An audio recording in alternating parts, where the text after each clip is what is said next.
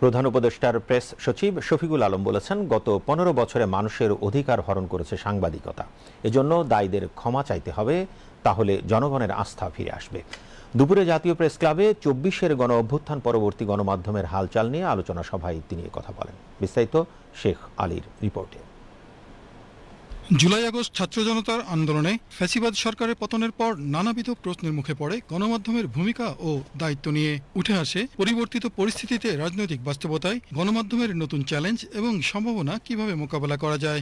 বৃহস্পতিবার রাজধানীতে জাতীয় প্রেস ক্লাবে ফ্যাসিবাদ মুক্ত গণমাধ্যম চাই প্ল্যাটফর্মে আয়োজিত গণ অভ্যুত্থান পরবর্তী গণমাধ্যমের হালচাল শীর্ষক আলোচনা সভায় প্রধান উপদেষ্টার প্রেস সচিব মোহাম্মদ শফিকুল আলম বলেন, বিগত সময়ে সাংবাদিকতার নামে দালালি করে স্বাধীনতার জায়গাটাতে ভয়াবহভাবে ধ্বংস করা হয়েছে, নষ্ট হয়েছে সাধারণ মানুষের আস্থার জায়গা।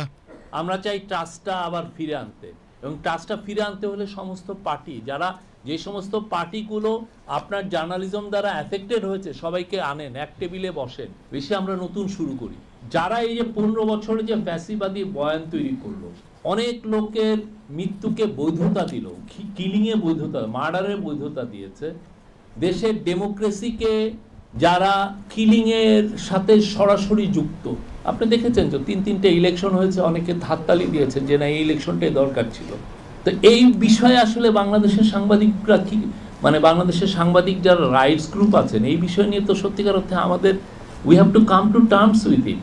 যতক্ষণ না আপনি এটা বলছেন, আপনার উপরে মানুষের ট্রাস্ট আসবে না, আপনাকে সবসময় সন্দেহের চোখে দেখবে, এবং তাতে পুরো বাংলাদেশের জার্নালিজমের পুরো অ্যাটমসফিয়ারটা ভিশিয়েটেড হয়ে থাকবে, বাজে হয়ে থাকবে, যেটা আর আবার সেই জায়গায় ট্রাস্টের জায়গায় ফিরবে না। আমরা ট্রাস্টটা ফেরাতে চাই।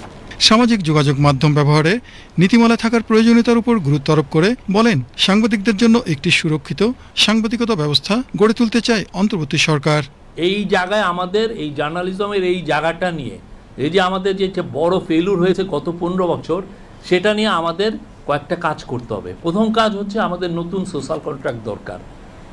আমাদের এডিটররা, আমাদের বিভিন্ন পত্রিকা, তারা যে যে ইডিওলজিক্যাল পজিশনে থাকেন না কেন, আমাদের পলিটিক্যাল পার্টিগুলোর সাথে, আমাদের যারা সিভিল, সবার সাথে মিলে we need a new social contract. গণঅভ্যুত্থানের পরবর্তীতে আমরা কি কি দেখেছি?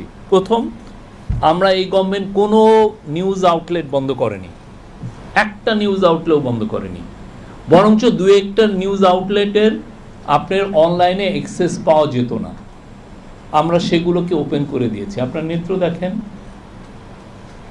আমরা সবগুলোকে, যে যে বলেছেন যে আমার এটি নিউজের টেলিকম অথরিটি আমার এটার অনলাইনের অ্যাক্সেস ব্লক করে রেখেছিল, আমরা সবগুলোকে ব্লক ওপেন করে দিয়েছি। 15 বছরে আপনাদের অনেক লেকচার দেখেছি, অনেক অপিনিয়ন আমরা দেখেছি, আপনাদের মিনিমাম মোরাল স্ট্যান্ডার্ড নাই। কিছু কিছু জার্নালিস্ট জব হারিয়েছে, এটা সত্য, আমরা অস্বীকার করছি না, কিন্তু কথা হচ্ছে এই জব হারানোর জন্য এটা কি ইন্টারিম গভর্নমেন্টের দায় নাকি মালিকদের দায়? মালিকরা তাদের পুঁজিকে প্রোটেক্ট করতে, যে তার বিজনেস ইন্টারেস্টকে প্রোটেক্ট করতে, যে তারা সাংবাদিকদেরকে জব খাচ্ছে, সেটার দায় তো আমাদের না।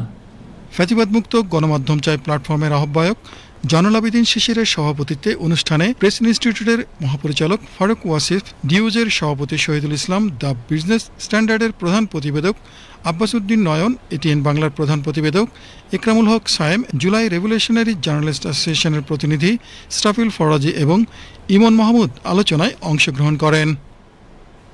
Sheikh Ali, BTV news.